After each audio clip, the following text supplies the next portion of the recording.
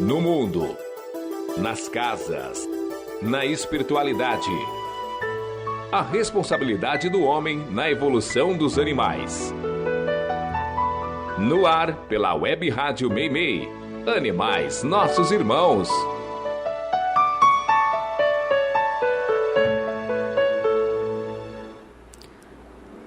Bom dia, queridos ouvintes. Este é o programa Animais Nossos Irmãos que você está ouvindo pela Web Rádio Meimei e vai ao ar todos os domingos às 10 horas da manhã. E para quem não consegue ouvir ao vivo, pode ouvir pelo YouTube ou Spotify, onde todos os episódios estão disponíveis. No programa de hoje, as maravilhas do deserto do Atacama, a doação de um famoso para fechar um matadouro de cães na Coreia, o atum e a morte de golfinhos, e a inusitada e falada troca de uma Ferrari por um abrigo de cães no Japão. Tudo isso e mais curiosidades. Tem alguma dúvida ou curiosidade que queira compartilhar? Envie perguntas para o e-mail animaisnossosimãos2024@gmail.com, tudo junto, minúsculo e sem o tio. Agradecendo aos técnicos que ajudam a tornar possível esse programa. Intercalando a mesa de som, Cid e Miguel. Eu sou a Vanderly, vem comigo em mais um programa. Você está ouvindo Animais Nossos Irmãos. Você já viu um deserto totalmente coberto de flores? É impossível, você deve pensar. Mas ele existe e fica aqui mesmo na Terra. O deserto do Atacama, no norte do Chile, tem aproximadamente 1.000 quilômetros de extensão. É o deserto mais alto e mais árido do mundo e considerado um dos locais mais misteriosos do planeta. Imagine viajar para um local diferente de tudo que você já viu. Uma mistura de vulcões, montanhas, vales, lagos coloridos, esculturas de sal e formações que lembram paisagens lunares. Um calor de cozinhar durante o dia e um frio de congelar durante a noite. O céu é outra particularidade do deserto. Afinal, é tido pelos astrônomos como o mais nítido e escuro do planeta. E isso dá a impressão de se estar em um planetário imenso, tamanha a quantidade de estrelas visíveis. O local perfeito, segundo alguns, para o contato com extraterrestres. Quem por lá passa se encanta com os enigmáticos geoglifos, aquelas figuras gigantes nas rochas que desafiam arqueólogos há décadas. Animais, homens, divindades, gigantes com discos na cintura, raios na cabeça, braços levantados como que abençoando os viajantes. E antes de visualizar o desenho por inteiro, afinal alguns deles têm mais de 100 metros de comprimento, a mente intrigada já associa o feito a seres extraterrestres.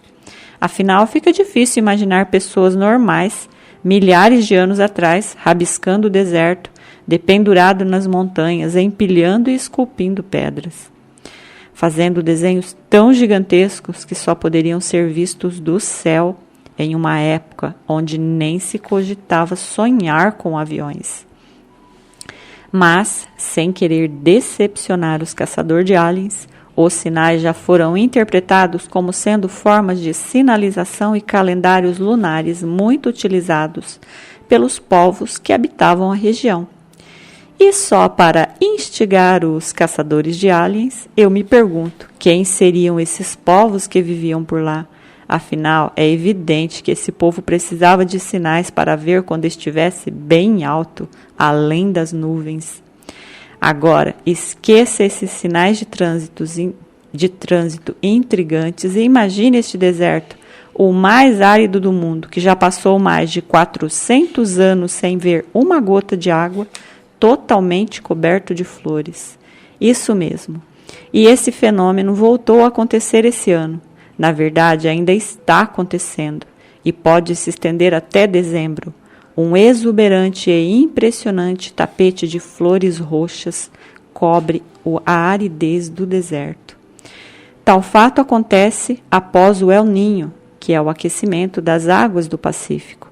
Esse aquecimento afeta o clima, o que seria impossível em um deserto, o El Niño proporciona, que é a chuva.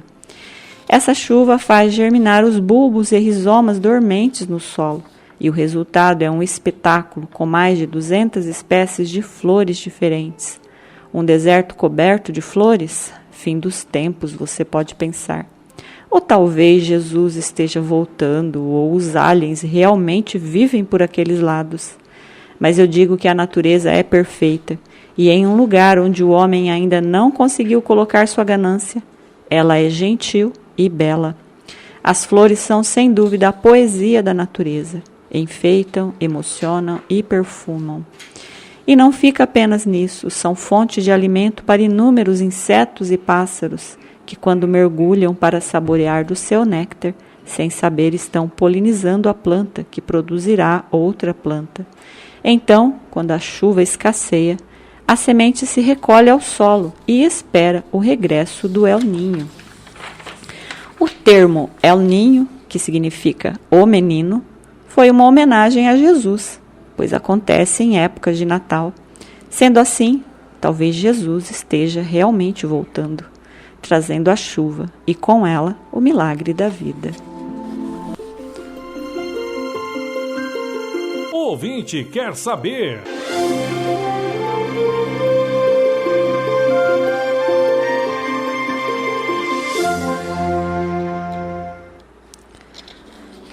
A ouvinte Maiara pergunta: é verdade que quando o animal desenvolve câncer, a culpa é do ambiente, das energias ruins que eles absorvem? Olá, amigo ouvinte. Em alguns casos, sim. O ambiente onde vivemos, casa, trabalho, escola, estão cheios de energia que geralmente são nocivas, por conta das desavenças que ainda trazemos e das revoltas que sentimos. Essas energias circulam e são trocadas continuamente. Absorvemos energias de outro e contribuímos com a nossa também. Jesus pedia: orai e vigiai, pois que ele sabia o quão importante era estar consciente e bem para não absorver e nem emanar energias ruins. Já percebeu como que em alguns momentos, ao conversar com pessoas nervosas e revoltadas, parecemos ficar doentes? Nosso corpo fica pesado, a cabeça dói e só queremos dormir. Isso significa que absorvemos a energia da pessoa e levamos para casa conosco. E ao chegar em casa, contaminamos tudo com ela. Os nossos animais são muito sensíveis e acabam por absorver essas energias também. E isso pode causar doenças, entre elas o câncer. Mas eles não são escudos ou antenas, como alguns pensam, que se colocariam na frente do perigo para nos proteger. Eles são apenas esponjas secas em ambiente encharcado de coisas nocivas. A culpa disso é apenas nossa, pois que se estivermos bem, se orarmos e vigiarmos como foi aconselhado, não atrairemos as energias ruins, muito pelo contrário.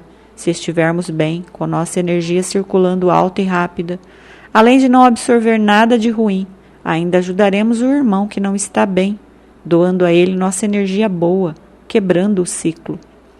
Quando todos os seres vivos do planeta viverem de acordo com os ensinamentos de Jesus, amando, respeitando e colocando o ego em segundo plano, seremos apenas boas emanações, e isso atrairá mais e mais saúde e felicidade para nós e nossos animaizinhos. Mas não generalize. Muitas doenças podem ser karmas, pois que alguns animais mais evoluídos já os têm, de forma mais moderada, e podem desenvolver câncer por inúmeros motivos que desconhecemos. Um cão que foi agressivo e que matou por conta disso pode precisar se ressarcir em algum momento. E as doenças, em muitos casos, são o portal para isso. Mas, como eu disse, não generalize nunca. As energias ruins são prejudiciais para todos nós e não apenas para os animais. Sendo assim, ore e vigie, que estará ajudando o seu animalzinho também. Espero ter respondido sua pergunta e continue perguntando. Utilidade pública.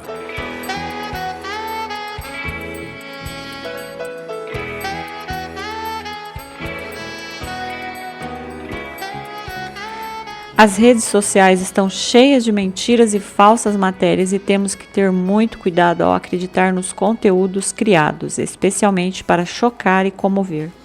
Já falei em outros programas sobre os falsos resgates, os animais sendo dopados para participarem de encenações mentirosas e extremamente perigosas para esses animais. Alguns vídeos com a ajuda da inteligência artificial são incrivelmente realistas e confundem quase que em totalidade as pessoas que os assistem. Sendo assim, volto a pedir que tenham cautela, principalmente daqueles que imploram por quantias em dinheiro. A verdade nos dias atuais é que criar conteúdo falsos para conseguir doações e fazer disso um meio de ganhar a vida virou moda e as inteligências artificiais são usadas para enganar os mais sensíveis. Animais doentes, em macas, tomando soro, podem ser falsas. Não acredite em quem implora por ajuda, mostrando canil cheio e animais de péssima aparência. Para não ficar a dúvida sobre a veracidade, procure se informar. Digite no Google que a resposta vem, pois que a mentira não consegue ir longe. Meu pedido, que é de extrema utilidade pública, é o de que, ao invés de mandar dinheiro para essas contas, que vá até uma ONG da cidade e procure se informar do que estão precisando. Ajude quem você conhece, pessoas que fazem um trabalho conhecido na sua cidade. Não alimente essa tendência mentirosa, financiando os mal-intencionados, enquanto na nossa cidade, dezenas de pessoas precisam de uma contribuição para continuar resgatando animais. Saia um pouco das redes sociais e procure dar uma volta pela cidade. Tenho certeza que encontrará dezenas de cães precisando, nem que seja de um pote de água fresca. Foi notícia! Foi notícia!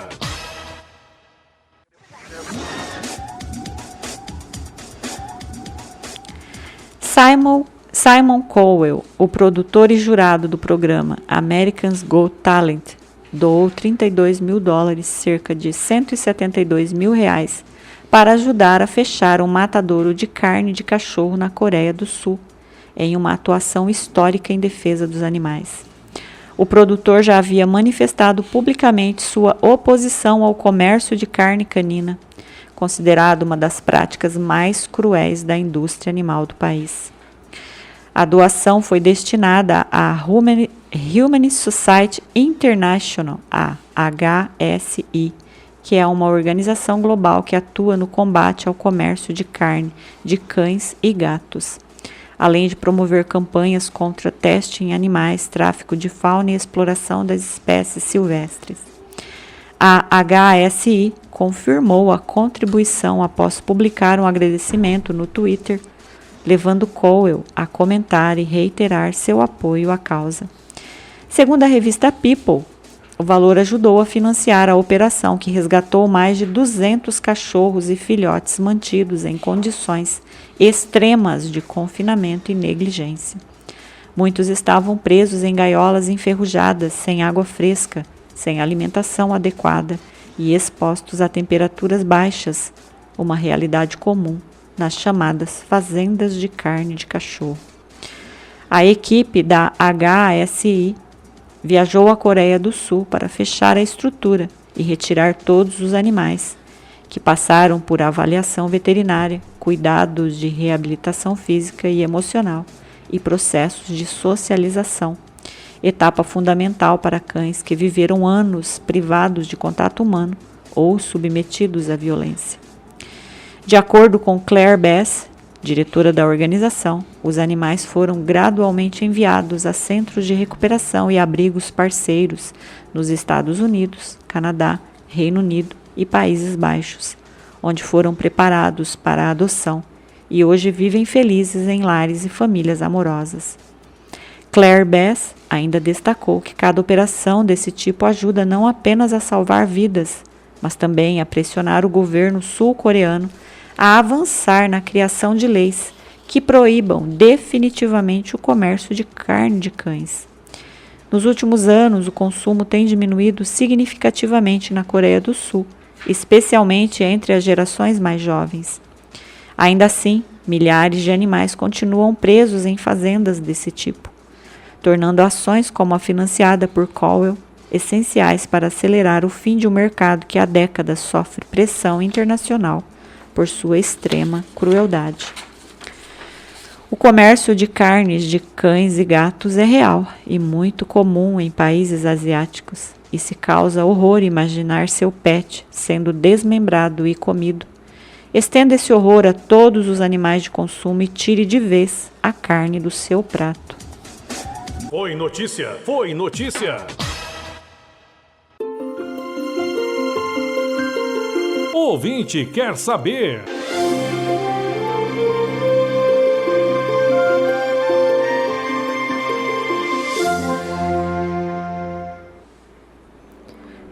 A ouvinte, Maria, está muito revoltada com um vizinho seu que supostamente dá veneno para os gatos e nos pergunta: para Deus, matar um animal é tão errado quanto é matar uma pessoa? Olha, Maria, qualquer ato de maldade praticado tem o mesmo peso, seja direcionado a um animal ou a um homem. A intenção é sempre o maior agravante no crime. Uma pessoa pode acidentalmente matar outra pessoa e não recair sobre ela a culpa pelo crime, e outra pode, em um ato pensado e de extrema maldade, matar um gato ou outro animal qualquer e ter que reaver de forma dolorosa seu crime.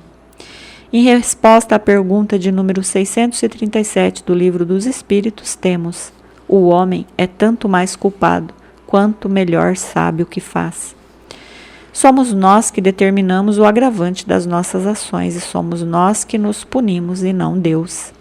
As leis do universo ou leis de Deus são implantadas em nosso espírito e se manifesta de forma sutil quando estamos encarnados. E quando entramos em desacordo com essas leis, somos cobrados por nós mesmos e daí nasce a punição. Falar qual a forma de punição que uma pessoa que mata um cachorro ou um gato sofre é impossível, pois já vimos pessoas maltratando animais e se reavendo com as leis de Deus no mesmo dia, e já vimos pessoas que passam a vida toda praticando a maldade sem sofrer nenhuma consequência.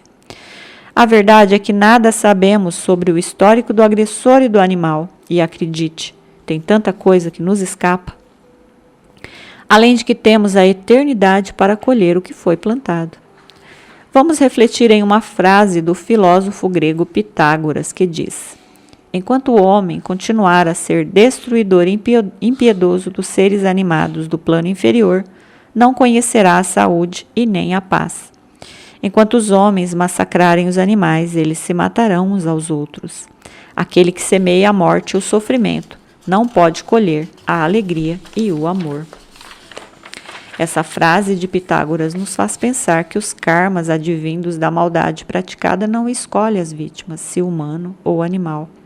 E nós sabemos que quem mata um animal não titubeia em matar um humano, pois que a maldade também não escolhe vítimas. Diante disso, a única certeza que posso ter e passar para você, querido ouvinte, é que tudo que for contrário ao amor está em desequilíbrio, e todo desequilíbrio precisará de correção. Somos livres para plantar o amor ou o ódio, e a colheita será resultado da nossa plantação. Como já foi dito, a semeadura é livre, mas a colheita é obrigatória. Quanto aos crimes cometidos por seu vizinho, não fique esperando a punição divina. Se tiver provas disso, denuncie. Espero ter respondido sua pergunta e continue perguntando. Na Web Rádio Meimei, Animais Nossos Irmãos. Do alto da proa pode-se divisar o mar infindável à frente como um imenso tapete azul, calmo e espesso. O céu quente mesclado de nuvens é a única testemunha quando a rede pesada é atirada ao mar por um grupo de pescadores. A agilidade daqueles homens que aprenderam há muito a arte e a frieza da solidão faz com que a rede se espalhe uniformemente nas águas compactas para afundar em seguida. No fundo dessas águas, um cardume de atum nada, alheio aos acontecimentos que se desenrolarão a seguir. O cardume avança, mas eles não estão sozinhos. Centenas de golfinhos viajam juntos. A rede desce suavemente e toca o fundo das águas. Percebendo a armadilha, os golfinhos tentam escapar, mas já é tarde. A luta para se libertar começa e a rede lentamente começa a recuar, amontoando peixes e mamíferos em um único espaço sufocante. Alguns filhotes, pressionados pelos maiores, acabam morrendo rápido. Outros são içados vivos, mas morrem horas depois. Essa é a realidade da pesca de atum, que pouquíssimas pessoas conhecem. Afinal, na lata de atum não está escrito quantos golfinhos morreram para que o alimento chegasse ao prato dos consumidores. Um estudo mostra que nos últimos 30 anos, aproximadamente 6 milhões de golfinhos morreram para que o atum chegasse aos cardápios do mundo.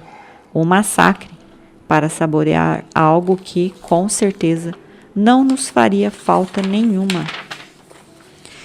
Em 1990 foi feita uma grande campanha e muitas companhias aderiram ao lema Amigo dos Golfinhos, mas não durou. Afinal, onde tem muito dinheiro envolvido, perde-se a razão. Algumas dessas mesmas empresas que aderiram à campanha foram pegas em flagrante repetindo a mesma história e a campanha perdeu a força. Atum foi a primeira carne que deixei de comer. Infelizmente, nos conscientizamos aos poucos e, na época, mais de 30 anos atrás, essa triste realidade foi a primeira a bater na minha porta. Ser responsável pela morte de golfinhos? Nunca. Aos poucos, outras realidades me foram sendo descortinadas, algumas até mais cruéis que essa, e o mundo, aos meus olhos, deixou de ser colorido. O assunto desse quadro é golfinho, já que atum é parte da dieta deles. E essa busca pelo enlatado tornou-se um massacre para esses seres tão especiais. Alguns pescadores seguem os golfinhos esperando a hora em que um cardume de atum seja encontrado e acompanhado de perto pelos mamíferos, para assim jogar a rede. E poucos se preocupam dos golfinhos que serão içados juntos.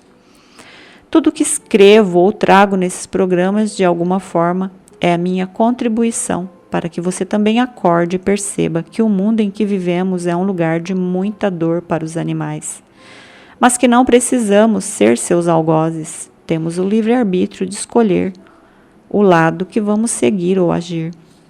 O homem moderno não vai lá jogar o anzol e apanhar alguns peixes para alimentar sua família. O homem vai lá, atira uma rede, apanha toneladas de peixe.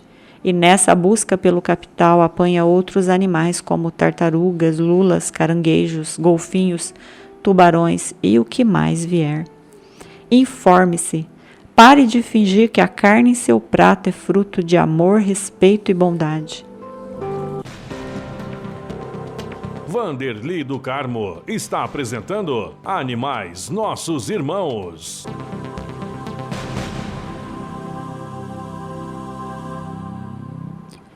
E você, é daqueles apaixonados por carros? Tem sonhos grandiosos de ter carros esportivos desses que valem milhões de dólares?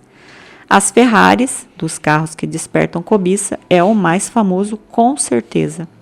Elas são lindas, potentes e ter uma delas pode ser o sonho de consumo de muitos. Uma fortuna sobre rodas, que pode oscilar de 2 a 9 milhões de reais. Então, ter uma delas definitivamente não é para qualquer um. Mas, e se você tivesse uma, teria coragem de vender e abrir um abrigo para cães? Bom, no Japão, um homem teve. Após passar por uma profunda crise emocional e ter sua vida salva por seu próprio cachorro de estimação, que o impediu de sair de casa para cometer suicídio, Hirotaka Saito decidiu mudar radicalmente de vida. Ele vendeu sua Ferrari, fechou sua empresa e usou o dinheiro para fundar um abrigo de resgate animal na província de Shizuoka. O abrigo é especializado em acolher cães e gatos em situação de risco, muitos deles considerados problemáticos ou agressivos devido a abusos passados. No local, os animais vivem soltos, sem jaulas ou correntes, e recebem tratamento e carinho para superar os traumas.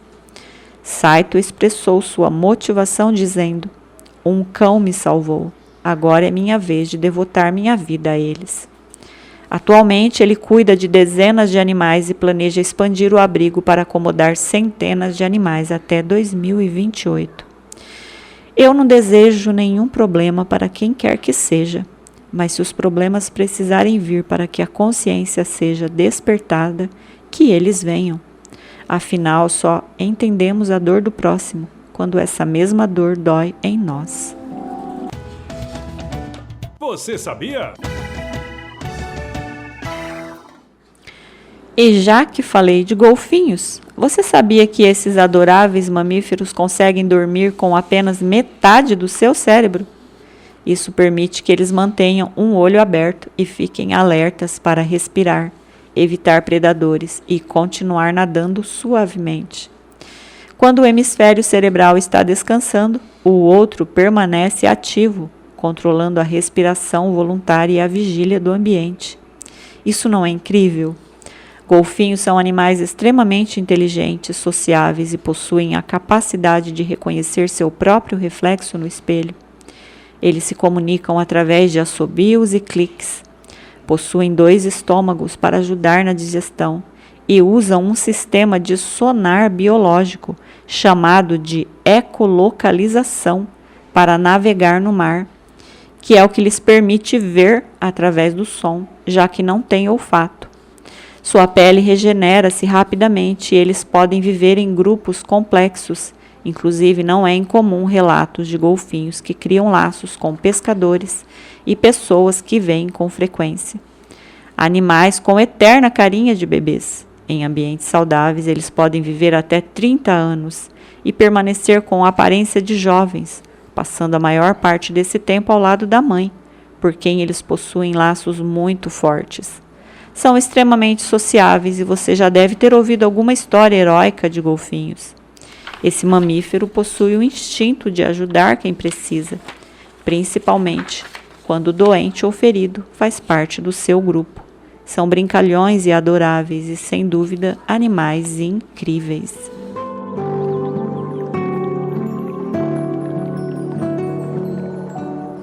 Mais um programa chegando ao fim. Obrigada a todos que estiveram comigo. Que Jesus os acompanhe em mais essa semana. Que o amor de Maria acolha todos os corações sofredores. E que os bons e incansáveis espíritos cuidem de todos os animais.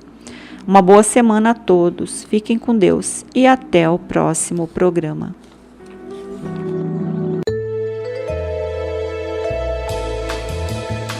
Você ouviu Animais Nossos Irmãos. Animais também são espíritos. São elos da nossa jornada evolutiva.